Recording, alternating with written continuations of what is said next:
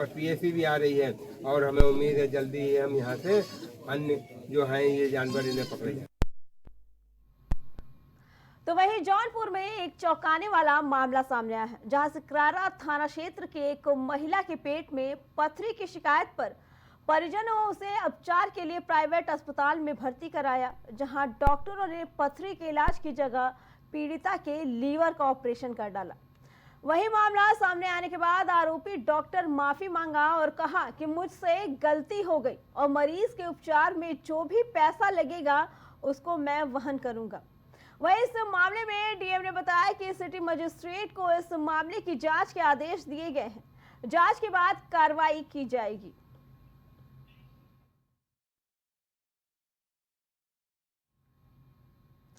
आपने छात्रों को स्कूल जाने से कतराते हुए तो कई बार देखा है, लेकिन यूपी के एटा में दर्जन भर स्कूल ऐसे भी हैं जहां शिक्षक ही छुट्टी पर छुट्टी करते हैं।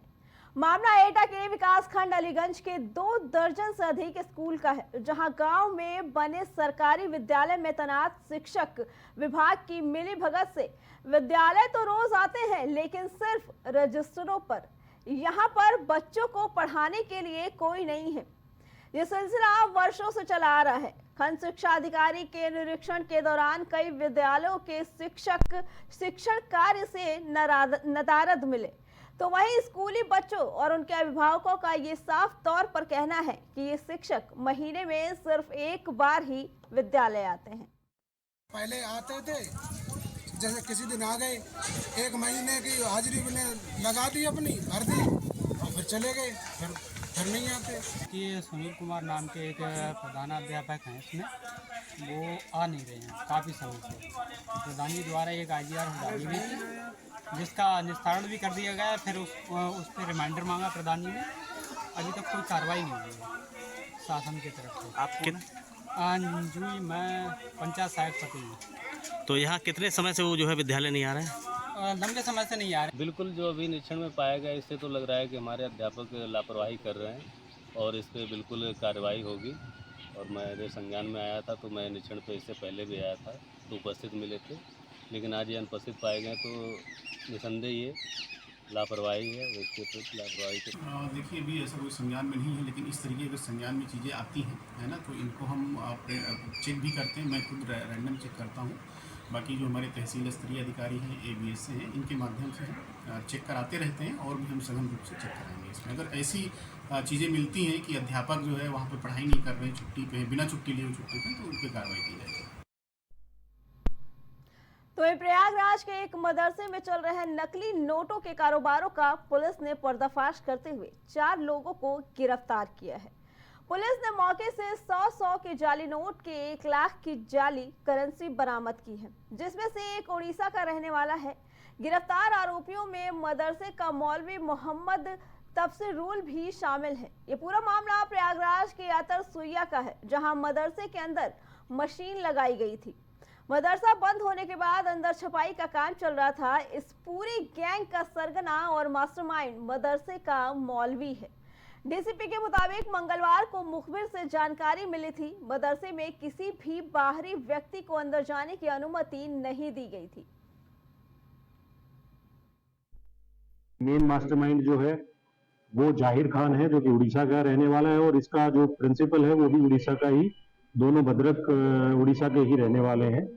तो उन चीजों पे भी हम जो इन्वेस्टिगेशन आगे प्रचलित रहेगी उसमें उन बिंदुओं पे काम करेंगे, और इनसे जो इंटेरोगेशन में जो चीजें पता लगी हैं और जो बाकी अन्य साक्ष्य हैं उनके बेसिस पे और कौन लोग इसमें इन्वॉल्व हो सकते हैं उस पर भी पुलिस इस पर कार्रवाई करती है। सर, ये इन पैसों का क्या करते थे, कहाँ ये सप्लाई करते थे, कोई बाहरी कनेक्शन? देखिए, जैसे मैंने बताया कि ये पिछले 3-4 महीने से ये काम कर रहे थे और इनको मार्केट में जो दुकानें हैं उस पर सामान खरीदने के लिए पहले इन्होंने यूज किया, और उसके बाद ये बल्क सप्लाई भी, जैसे मैंने बताया कि 1/3 जैसे 15,000 रुपए में ये 45,000 रुपए के नकली करेंसी नोट्स 100 रुपीज के प्रोवाइड कर रहे हैं। क्या इसमें आगे और भी कुछ गिरफ्तारियां हो सकती हैं? देखिए, जैसे मैंने बताया, इसमें क्योंकि अभी FIR हुई है, इन्वेस्टिगेशन प्रचलित है और इंटेरोगेशन और इसमें कुछ चीजें मिली हैं, उनको हम डेवलप कर रहे हैं और आगे की कार्रवाई इसमें सुनिश्चित।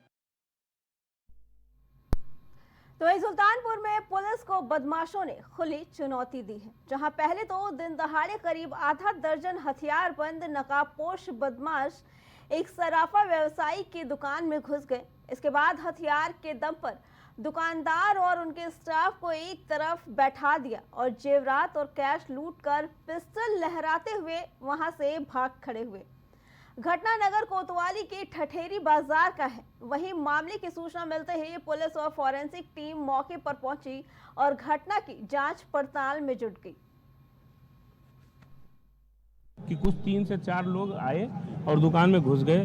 दुकान मालिक बैठे हुए थे, उनके चारों तरफ भारत जी सराफ होम ऑर्नामेंट, चारों उनके 3-4 लोग पिस्टल लिए थे, जो भी लिए रहे हो, कट्टा पिस्टल जो भी रहा हो, अभी वो बहुत स्पष्ट बोलने की स्थिति में नहीं है, सहमे हुए हैं। उनकी अलमारी में जो भी कुछ था, एक बड़ा झोला वो लोग नीले कलर का लिए थे शायद, उसी में सब भर के निकल के भाग गए बाइक से। और कुल ये घटना उनके कहने के अनुसार 3 से 4 मिनट में हुई है। इस प्रकार से सीसीटीवी फुटेज देखने पर और वैसे पता लगता है कि ये कोई चोरी छिनैती नहीं, ये पूरी तरह से एक डकैती लोगों ने दुकान में घुसकर दिन दहाड़े की है।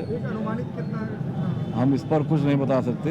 ये जिस दुकान पर यह घटना हुई है, अभी उनके मालिकान भी स्वयं भी एकदम स्तब्ध हैं, कुछ भी बोलने की स्थिति में नहीं है, क्योंकि साक्षात मौत से उनका सामना हुआ है।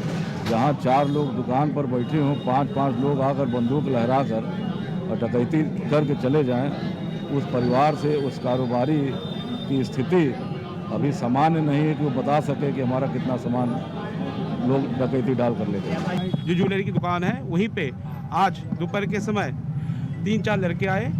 उन्होंने जो ज्वेलरी में जो इमीडिएटली अवेलेबल जो भी सामान था, वो बटोर के लूट के यहाँ से भाग लिए। घटना में हम जो ज्वेलर्स हैं उनसे बात कर रहे हैं, बाकी इन्फॉर्मेशन खंगाली जा रही है। 6 टीमों की गठन कर दिया गया है। जल्द से जल्द इस घटना की अनावरण होगी और सख्त से सख्त कार्रवाई होगी। धन्यवाद। अभी जो दुकान के जो ओनर्स है वो बता नहीं पा रहे करेक्टली, तो हम इंतजार कर रहे हैं, वो एक बार आकलन करके फिर हमें बता देंगे क्या क्या सामान टोटल गया हुआ है। सर ज्वेलरी गई है कि कैश ले गए हैं? मैं क्या बोल रहा हूँ कि जो ओनर जो है उनको अभी थोड़ा सा वो करने दीजिए, कंफर्टेबल होने दीजिए। वो अपने पूरे एस्टिमेट जो भी है देख के फिर हमें जो है वो बिल्कुल बताएंगे। वो बता रहे हैं, आराम से बताएंगे। लेकिन हाँ, ज्वेलरी गई है, ऑब्वियसली ज्वेलरी की दुकान है और इसमें पुलिस अपनी पूरी सारे ताकत के साथ लगी हुई है। जल्द से जल्द घटना की खुलासा भी करेंगे और जो भी सख्त से सख्त कार्रवाई भी इसमें हो। मथुरा की सांसद हेमा मालिनी आज आर्ट हाउस द्वारा आयोजित पेंटिंग प्रदर्शनी में शामिल हुई, जहां उन्होंने छात्र छात्राओं द्वारा बनाई गई पेंटिंग को बड़ी ही लगन के साथ देखा। साथ ही बच्चों और छात्राओं से बातचीत कर उनकी पेंटिंग के बारे में जानकारी भी हासिल की। इस दौरान सांसद हेमा मालिनी ने 2 साल से लेकर 4 साल तक के बच्चों के द्वारा बनाई गई पेंटिंग को काफी सराहा और कहा कि उनके बचपन के समय में इस तरह का कुछ नहीं था, लेकिन आज बच्चों के हाथों में मोबाइल देने से अच्छा है कि हम उन्हें कला की ओर प्रेरित करें। हमारे मथुरा में इतने अच्छे आर्टिस्ट हैं, पेंटिंग्स एंड अलग अलग किस्म का आर्ट है, वो सब यहाँ पे एग्जिबिट किया है और उनको प्रोत्साहित करते हैं। और आप लोग, मैं चाहूँगी कि आगे और भी बढ़िया काम करके पूरा देश में आपका काम पहुँचे, along with all other big artist के साथ आप लोगों का भी नाम जुड़े, क्योंकि इतना अच्छा शुरुआत है आपका। तो ये औरैया के अजीतमल तहसील क्षेत्र के अंतर्गत ग्राम पंचायत फूलपुर में कई दिनों से चल रही बिजली कटौती और अवैध वसूली को लेकर ग्रामीणों में आक्रोश है। ग्रामीणों का आरोप है कि विद्युत विभाग की मनमर्जी के चलते ग्रामीण अंधेरे में रहने के लिए मजबूर हैं। वहीं ग्रामीणों ने आज किसान यूनियन के पदाधिकारियों के साथ उपखंड अजीतमल में विद्युत समस्या को लेकर शिकायत दर्ज की। इस दौरान ग्रामीणों ने बताया कि बिजली विभाग के लाइनमैन आए दिन लोगों से अवैध वसूली करते हैं, पैसा नहीं देने पर लाइट कनेक्शन काटने की धमकी भी देते हैं और कनेक्शन काट भी देते हैं।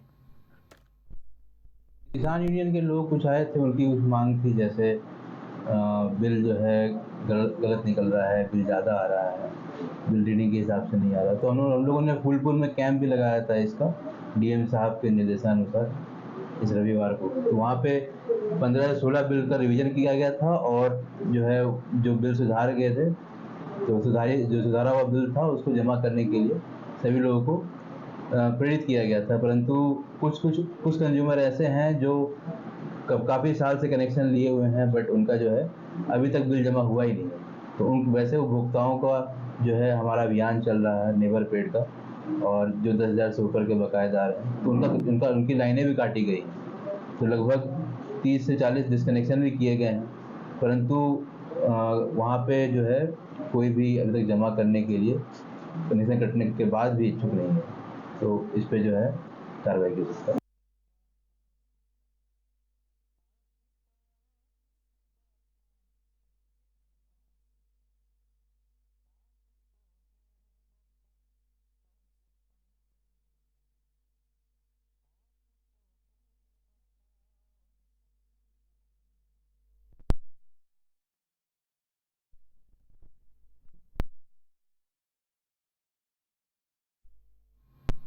अहमदाबाद में फिलहाल इतना ही। बाकी खबरों के लिए देखते रहें प्राइम टीवी।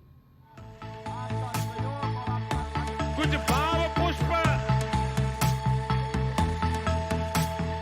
आप देख रहे हैं प्राइम टीवी, सच साहस सरोकार।